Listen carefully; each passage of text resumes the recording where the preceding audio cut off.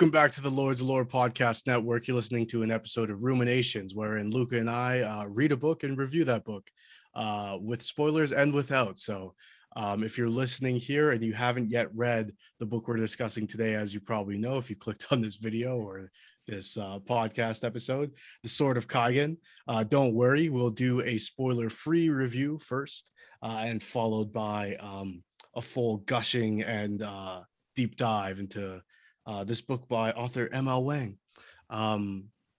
There's a lot to get to today. So I'll just say, if you haven't seen our regular show, our flagship show, just the Lords of Lore podcast, you can catch that every Tuesday. We release an episode on a particularly niche topic or something we feel inclined to talk about that week, usually fantasy and sci-fi related. And check out our D&D games we play called Lords of Lore Adventures. And sometimes I interview a guest and they tell me about the thing they're super interested in. So if you haven't seen any of that, check that out and subscribe to our channel. If you're watching on YouTube, leave us a review if you're watching on some sort of podcast network. So let's get straight into it. Again, this is The Sword of Kaigen, a Theonite war story by Wang. And I think we both actually listened to the audio book for this, right? Yes. Yes. So narrated by Andrew Tell, who did a fantastic job. Yep. Now, the gold standard for me with audiobooks will always be Prentice Oniemi with the Burning. Yep. The Rage of Dragon. So it's always going to be tough to beat that. But this is very well done. The distinguishing between different characters is really, really good. Like I'm there, and every character has a distinct sound to them, which is really pleasant. And when there's so many characters like there are in this book, or so many distinct characters, that's a really cool trait for the audio or the reader to have put in there. So excellent audiobook, excellent paperback. It wasn't available as a hardcover, and it makes sense when I got the paperback, because look how thick this thing is. That is a thick boy. And even the audiobook, I remember downloading it and being like 24 hours. Yeah. What? And there were so many points. Again, we're going to stay spoiler free up until we tell you we're not. But there's so many points in this book where I was like, surely this has to be the rising action. Yeah. And it wasn't. Nope. Or surely this is like the height of the book and there's still 12 hours left. And you're like, what is this about? In the best way. I guess my initial thoughts are I enjoyed it, even though it destroyed me. Yep. I won't go into any further detail on how it achieved that, but I hate this book as much as I love it, because it really made me feel things I wasn't expecting going into it. And we'll obviously dive more into those reasons in the spoiler. But what are your your spoiler-free review of this? Spoiler-free review, I would say, so as a standalone story, it is excellent. It doesn't need a sequel.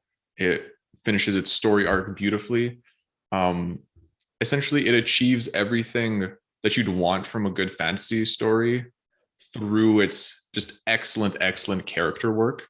Like, the author, she builds the characters like masterfully. Like, just every single character has a unique personality. And honestly, I haven't read it, but just even if you just listen to the audiobook, no matter without the narrator's tone of voice change, if you just listen to the words the characters are saying, you can tell who's talking. Like, the characters are all distinct. They have their motivations, they have their reasons for their motivations, they're relatable, and all of the other aspects of the book, of the world, of the story, are brought in through the characters. Like, the world building is all done. There's no exposition dumps. Right. You get everything you learn about the world, you learn through the characters just living in it and talking and like seeing their interactions, which is just very rare. It was sort of towards the end of the book where I noticed that same thing. They were speaking about some of the creation myths that different groups of people have in this world, and just the way that that's like a seamless sort of conversation transition into this is why these people are different and say different things. Was just really well done. Yeah, as far as staying spoiler free goes, I can't do anything else but agree with you in that these characters are masterfully written. I am willing to stamp this with the masterclass. ML Wang Absolutely. absolutely deserves the Lords of Lore seal of approval. Yeah, this is some things people may not know, which aren't really spoilers, but like Luka alluded to earlier, this book is a standalone and doesn't have any plans for a sequel, but is sort of a part of a larger world called the Theonite um, universe, which has actually been discontinued. I was reading a little bit on why that is, and Elma Wang says that she basically the story she's trying to tell, and when she started writing this story, she was a younger woman, and her perspective on things that she was trying to communicate has changed, and the way that she set up the universe doesn't allow her to make changes that would help better, you know, portray those messages, I guess. Okay. So very obviously, this is the creator saying they no longer feel like this product or this property has not worth, but you know what I mean.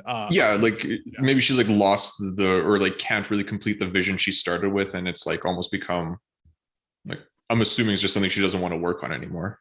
Yeah, it's her explanation, and this will be a little bit of spoilers, but not really.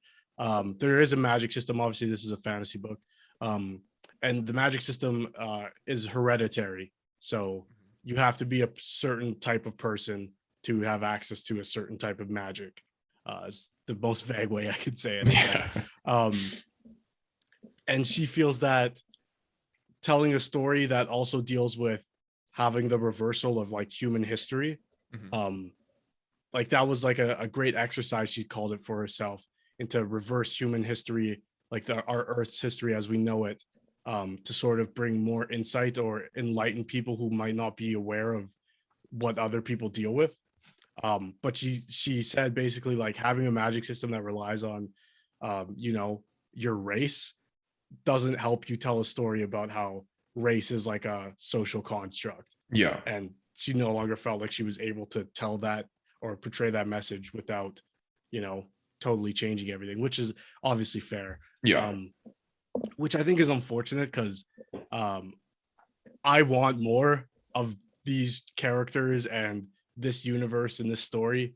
And I know that the other books that take place in this universe are not the same tonally or even like just like a world building wise. They're very much different stories. So it might be something I look into, but if you're looking for like a fantasy series to dive into, this is not it, but this is an unskippable book in my opinion. For a like, fan of fantasy. Like this book, just because it stands alone, like it's not so much affected by that discontinuation of the Theonite story. Right. And I believe the Theonite story in itself was actually written as YA fiction. So I'm assuming it has different tones. And we can dive into this in the spoiler talk, because I know that it follows one of the characters in, or two of the characters in this book. Oh, yes. Yeah. But, and I think that like the plot of the Theonite story is set up in like the final chapter of, which we will dive into later. I think, I'm not sure because I haven't read any of the other Theonite books. I did see, it's interesting that you say like that you found like her take on the Theonite story, because I found her take on this story, and she said she doesn't want to do a sequel because she doesn't want to go like put herself through emotionally how like difficult it was to write this book. And I was like, yes, agreed. Like, yeah, no, I like in to that, taking back what I said before, I have no interest, again, trying to stay spoiler free, in seeing the results of the story, the effects they have on characters in this story. I don't want to have to live in that any longer than I need to. And this book spends a good amount of time in living with consequences. And and yeah, again, it pulls on the heartstrings and then some. It certainly does. So just spoiler free to maybe set up what this book is like, just to give you a taste. A lot of the sort of reviews that I've seen is like Avatar magic system real world, like if you just like took that to its limits type thing. Essentially we follow, it's a Japanese inspired culture. The characters are also mostly, right, all Japanese actually, or like Japanese inspired. The main ones in the story for sure. And then yes, yeah, there is the other side, which who are not. So yeah, those social constructs and racial divides don't really play a huge part in this story because it focuses only on one country and one group. And in fact, we have only 2 point of view characters in the entire story, which is also a very interesting combination. It is the viewpoint of a mother and a son. Yeah. And they're both written phenomenally. You understand them deeply and sympathize with them and want the best for them. Yes. So yeah, that is essentially the sort of the setup of yeah, the if world. I had to elevator pitch it, I would say it's Avatar meets Kurosawa type of storytelling.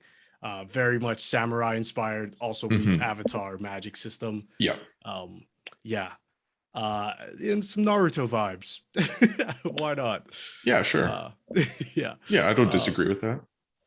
But yeah, so I think now's a good time we could start just totally diving into it. If you're not sold already, again, I will say this has our masterclass stamp. We would recommend this. I think I'm making it a thing now, Luka, to I always listen to books on Audible, but I've started buying the books that we review solely for the purpose of if people I know watch this show and they're like, oh, that one sounded very interesting. I'm like, well, here, like, take it. This thick ass fucking but yeah, no, I just love to have books where like, or even if someone comes over to play D&D and they're like, oh, what's like, some good fantasy to read, I'm like, take Fires of Vengeance, yeah. And just being able to like, I don't want to go through the audiobook and try to find the specific part time. Yeah, so I'm just like, okay, I knew it was this chapter and flip through, and then yeah. So let's get into spoilers.